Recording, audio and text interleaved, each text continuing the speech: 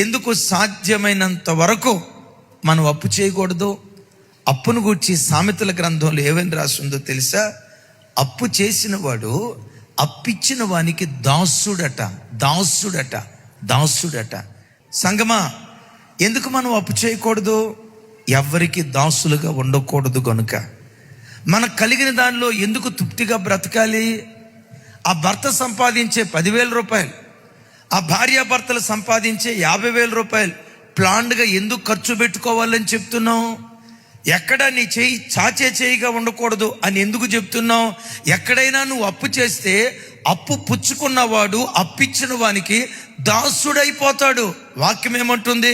యేసయ్య పిల్లలు యేసుకు మాత్రమే దాసులుగా బ్రతకాలి. ఒక ఆయన చెప్తాడు, సార్ నా తండ్రి నాకు ఒక నీతి విలువ నేర్పాడు. ఏం నేర్పాడయ్యా మీ తండ్రి? మా తండ్రి ఏం చెప్పాడంటే, నాన్న, ప్రాణం పోయే పరిస్థితి వచ్చిన అప్పు చేయకు. తక్కువ ఇంట్రెస్ట్కి ఎవరిస్తారు?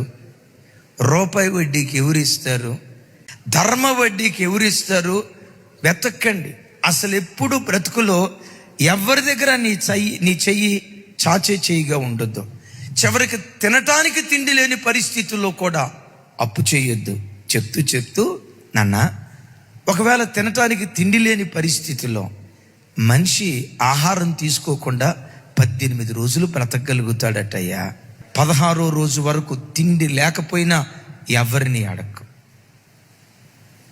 17వ రోజు వచ్చినప్పుడు ఇక రేపు నేను చచ్చిపోతానేమో, పిల్లలకు మొత్తం అన్నం పెట్టకపోతే చచ్చిపోతారేమో అని అనుకున్న 17వ రోజు గత్యంతరం లేని పరిస్థితుల్లో అప్పు చేయకనే చనిపోయే ఆఖరి క్షణం వరకు నీ కష్టాధ్యత మీద బ్రతకటానికి నువ్వు పోరాడయ్యా.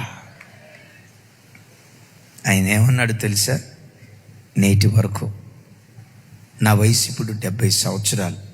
ఈ 70 సంవత్సరాల్లో ఈ చెయ్యి ఎప్పుడు చాచిని చేయగలేదు, ఈ చెయ్యి ఎప్పుడు ఇచ్చే చెయ్యిగానే దేవుడు చేశాడు. బిడ్లరా, క్రైస్తవుడు మనుషులకు దాసుడు కాకూడదు.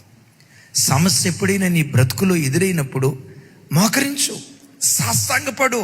నువ్వు తప్ప నాకు ఇంకొక దిక్కు లేదయ్యా. చంపినా బ్రతికినా నీ చేతిలోనే, మేలైనా కీడైనా నీ చేతిలోనే, కూరుకుపోయినా లేవనెత్తినా నీ చేతిలోనే.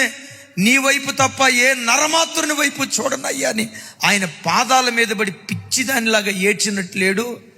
ఎక్కడ ఓటమి తప్పదు అనుకుంటావో అక్కడే దేవుడు నిన్ను గెలిపించడం ప్రారంభిస్తాడు.